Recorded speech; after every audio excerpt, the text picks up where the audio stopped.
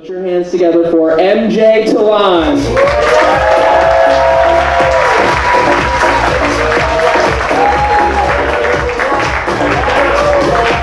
Good evening. Let's see, this ain't working here.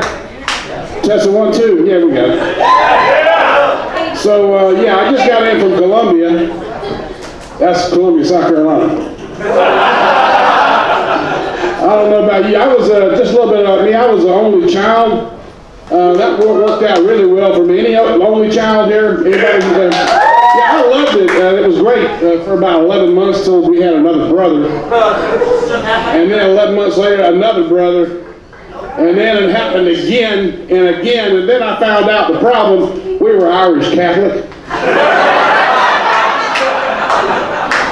You know, those moms who are Irish Catholic, they shame you with your DNA and all your name. Like, they call you out to the neighbors about 6 o'clock in the evening.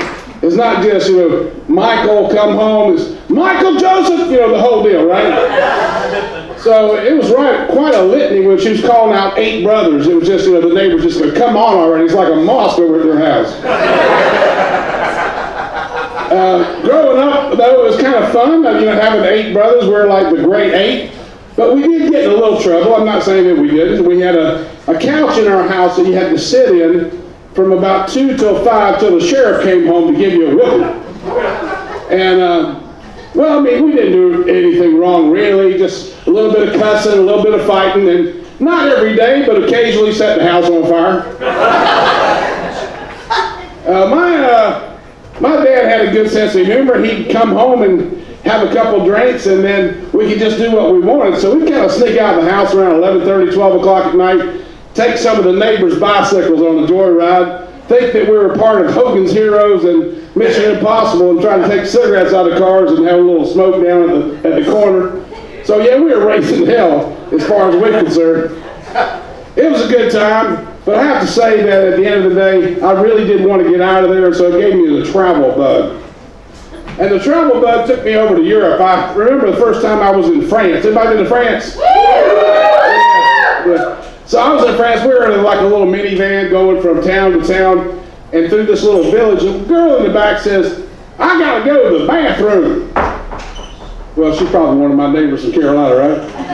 So this Irish driver was there, and I said, look, pull over. You see this local guy here? I'll ask him. So I said, sir, could you tell us where the toilets are? Man, this local guy looked at me like I'd stolen his dog. And I said, oh, wait a minute. I remember my high school French, right? Excusez-moi. That's French. I said, où est la WC? Man, that girl in the back looked at me like she was in love with a hero. That's how you say, where's the toilet, That's the only thing I really remembered, except the house is on fire. But I knew I had to use that one when I was back home. So the guy goes, yes, and he goes, oui. And then he starts talking for about 2 minutes. And the more he talked, the more I started sweating. I had no idea what this guy was saying. And this girl in the back's looking at me like with hopeful eyes. And then the guy turned and left. And she said, well, what did he say? I said, well, he said, because today's Tuesday, everything's closed. But there's a local ordinance that you can go behind any bush or any tree, provided it's 3 feet high. So everybody off the bush.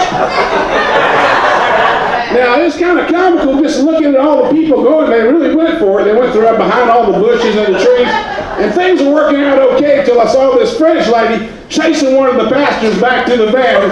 When he was scouting, excusez-moi. Van driver, he took us to a restaurant.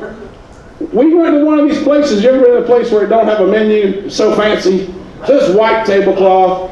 And they came over there, and I knew I was going to be okay because I knew how to say croissant. That's what I was going to have. And then I heard some Russian people come in with, with the do, the da. And I heard the waiter say, excusez-moi. I said, oh, hell, this is going to be good. So I sat down, I turned my chair, and I said, well, let me just see this story here. So the Russian guy goes, sorry for my English, but for family, I want to have a fruit from chicken. And the waiter said, excusez-moi, yes, for family, fruit from chicken. So he's flapping his arms, and I'm getting it like he probably wants eggs. That's what he's trying to say, right? But the waiter wasn't having it. He said, excusez-moi, yes, fruit from the chicken, fruit from chicken. And then the waiter got it. He went, poulet? No, poulet. Eat first, after we play.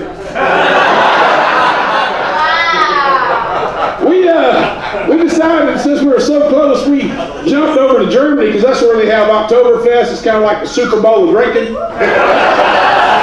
I wasn't participating, but I was a witness. That's my story, and I'm sticking to it. So we got back to the hotel about 6 o'clock, and my buddy went on up to his room. Why, I have no idea. But I decided I want to keep going, so I went to the spa downstairs, and they've got like one of these sunbeds where you put the coins in it. So I put the coins in it, and I must have passed out, fell asleep, because when I woke up, I was kind of sunburned, and I realized that there's nobody in the spa. It's all shut down. The front door's locked. And I went to this other door just to see where that would go, and like a step it took me, and the door slammed behind me. And now I'm in a banquet hall with music. People are looking at me, and some ladies are applauding. They must have thought I was like a red lobster from the Chippendales. And I was kind of taking it all in, and then security comes running to me, and they were going, Entschuldigen Sie, was ist das? Was ist Ihr Name? And they're really getting aggressive right in my face. And I said, excusez-moi, voulez-vous coucher avec moi ce soir? My name's MJ. Thank you very much.